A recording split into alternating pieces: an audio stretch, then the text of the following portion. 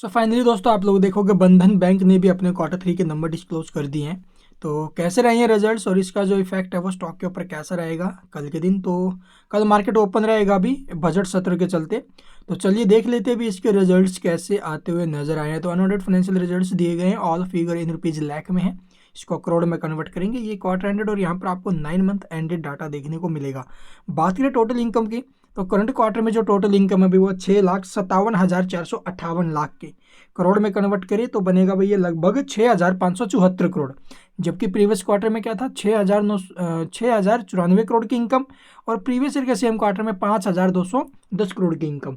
यानी कि इनकम तो इंक्रीज हुई अभी Q on Q and year to year दोनों जगहों से इसकी इनकम इंक्रीज होते हुए नजर आ रही है। इसके अलावा आप लोग देखोगे अभी इंटरेस्ट से जो अर्न किया है ना वो थोड़ा डाउन गया है अभी पीछे के मुकाबले, ठीक है, प्रीवियस क्वार्टर के मुकाबले, लेकिन ईयर टू ईयर बेसिस पर तो ठीक है।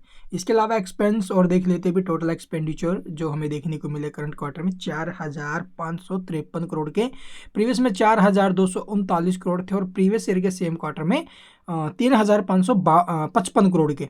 यानी कि year to year and quarter to quarter इसके जो एक्सपेंस है ना भाई वो भी हमें इंक्रीज होते हुए नजर आए हैं, लेकिन रिवेन्यू से तो ज़्यादा नहीं है ना भाई। तो मतलब कम बैंक ने प्रॉफिट ही बनाया है, लेकिन प्रॉफिट से पहले देख लेते हैं प्रोविजंस। तो करंट क्वार्टर में जो प्रोविजंस है वो हमें इंक्रीज होते हुए नजर आ रही है, अभी करीब 1,376 करोड़ पर गई है, ठीक है। जबकि प्रीवियस क्वार्टर में क्या थी, 606 करोड़ और प्रीवियस ईयर के सेम क्वार्टर में 684 करोड़। तो प्रोविजंस में जंप आया है तो प्रॉफिट के ऊपर इम्पैक्ट आएगा भाई। तो चलिए देखते हैं net profit for the period. तो करंट क्वार्टर में आप लोग देखोगे 426 करोड़ का प्रॉफिट है, जबकि 426 करोड़ का, जबकि प्रीवियस क्वार्टर में क्या था 937 करोड़ का और प्रीवियस ईयर के सेम क्वार्टर में 732 करोड़ का। तो प्रॉफिट्स में डिक्लाइन आया भाई प्रोविजंस बढ़ने के चलते, ठीक है। इसके अलावा आप लोग देखोगे भी टैक्स एक्सपेंसेज है वो हमें प्रीवियस के मुकाबले इसके अब की बार डाउन देखने को मिले हैं। उसके बावजूद भी अगर ये बढ़ा है ना तो प्रोविजंस के कारण हुआ है भाई सारा का सारा मामला, के प्रोविजंस हाई रहे हैं उसकी वजह से। तो इसके अलावा आप लोग देखेंगे इसके जो एनपीए रेशियो है वो उससे पहले प्रोविजन ये देख लेते हैं भी अर्निंग पर शेयर ₹2.65 रहा है, प्रीवियस में 5.82 था और प्रीवियस ईयर के सेम क्वार्टर में ₹4.55।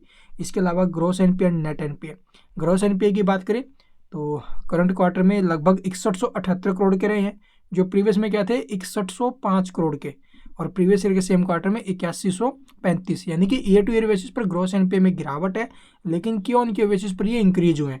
नेट एनपीए की बात करें तो 1636 करोड़ के है भाई, जो कि प्रीवियस के मुकाबले आप लोग देखोगे इंक्रीज हुए हैं, वहाँ पर 1620 थे और ईयर टू ईयर बेसिस पर कमज़ोर होते हुए नजर आए हैं, टूटे हैं इसके नेट एनपीए, जो कि एक पॉजिटिव संकेत है 2439 करोड़ से। तो ईयर टू ईयर बेसिस पर आप लोग देखोगे भी इसका प्रॉफिट टूटा है, ठीक है।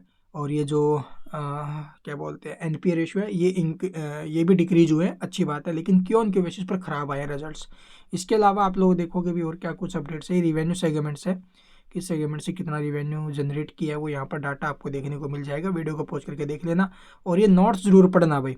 अगर आपके पास बैंक के शेयर हैं बंधन बैंक के तो एक बार जरूर पढ़ लेना ड्यूरिंग द क्वार्टर, और क्या कुछ अनाउंस हुआ है अपडेट हुआ है वो यहाँ पर आपको देखने को मिल जाएगा। इसके अलावा अगर कुछ पूछना हो तो कमेंट्स में पूछ सकते हो। चैनल को सब्सक्राइब नहीं किया तो सब्सक्राइब करना बिल्कुल मत भूलना and thank you for watching the video.